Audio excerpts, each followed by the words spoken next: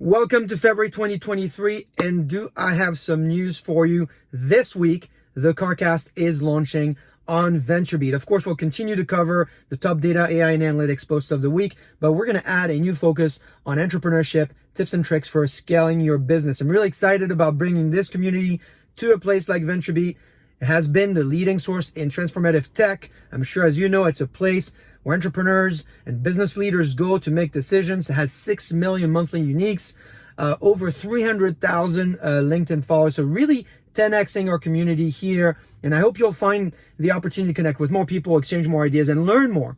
In fact, speaking of people and things to learn and concepts to understand, you might remember the piece I wrote on data mesh about a year ago on VentureBeat. And back then we were predicting that it would surge as a topic of interest.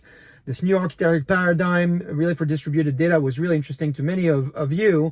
And it did. It started a lot of conversations in 2022. And just a few weeks ago, Zhamak, the inventor of the data mesh methodology concept, decided to take matters in her own hands, and she jumped over to the implementation side by launching her new company, NextData. So if you have not heard of this company, you've not heard of Zhamak, those are things you're going to want to follow to see kind of where it goes and how she's taking these concepts now, transferring them to best practices for your implementation. Now, if you're new to the concept of data mesh and data products, there's at least two people I want to make sure you know about in the community. You follow them: Scott, who's the host of the Data Mesh Radio podcast, and Brian, who is the host of a podcast called Experiencing Data. I had the opportunity to be a guest on each of their podcasts, and they're great folks. We talked about data products. We talked about building data teams around these data products. We talked about using methodologies like the jobs to be done and how you can create best practices for your new roles of the data product manager. So make sure to check those folks out, follow them, because they will help you as you try to make these concepts, these new concepts, data mesh into product, new ones. If you're a VP of data, chief data officer, chief data leader today, you're going to love some of the latest research published on VentureBeat this past week, because despite the current economic condition, about 70% of data leaders are reporting that they're looking to increase their investment in data management. Now, the report is interesting because it features the order of that investment, so you can kind of benchmark it with your own. In order, governance, data culture, holistic view of customers seem to be kind of the top of mind for these data leaders. Really super interesting. Also breaks out how the budget is allocated across IT and the business. So highly recommend that read. Now, finally, we've talked about this in the past. The world of the data leader, your world, is changing. You are now in a position where you can drive innovation, of course, save and make money for your company. But the artifact that shows that you're doing that repeatedly has been unclear up until now. And this new concept, data products, really create an opportunity to take your group from maybe an environment where you're talking about costs and governance, protecting the data, to an environment where you're talking about how I use that now to create value for my company.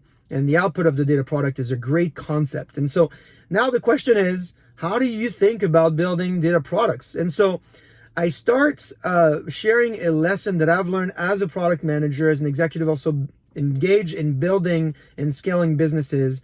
The secret sauce here is work backwards. Work backwards from the customer into your product strategy. Work backwards from the customer into your go-to-market execution. So this week, I have a very special post for you where I ask you, do you know who your customer is really? Many people will tell you, to know my customer, it's really easy. There's a methodology out there called the ICP, Ideal Customer Profile. That's a useful methodology, but I don't agree that that's what you should start with. In fact, what's worked well for me is you should know who is not your customer first, who is not your customer. Because unfortunately, too many businesses pick or they partner with the wrong customers for their products and their services. And partly because they're not clear about their own value proposition, or partly because the attraction of revenue kind of takes precedence over the clarity of the exchange value between the two organizations. And really, that's not your customer's fault. That's really, on your product management team, on your marketing team, on your sales and go-to-market functions that take the responsibility of really being aligned on that, right? Because selling your products to the wrong customers will lead you to ultimately building the wrong features for the product that you might not have wanted to build in the first place. and that's going to lead you to running your business into the ground. So think about that. How do you figure out who your customer really is? Well, you need to go and take an exercise that we call the bullseye. So the bullseye exercise is really a way for you to kind of galvanize energy around who's a customer, who's not the customer, so you can avoid the mistake of picking the wrong customers for your business. So all of that is in the blog. Check it out. Let me know what you think. Have a great week, and I will see you next week.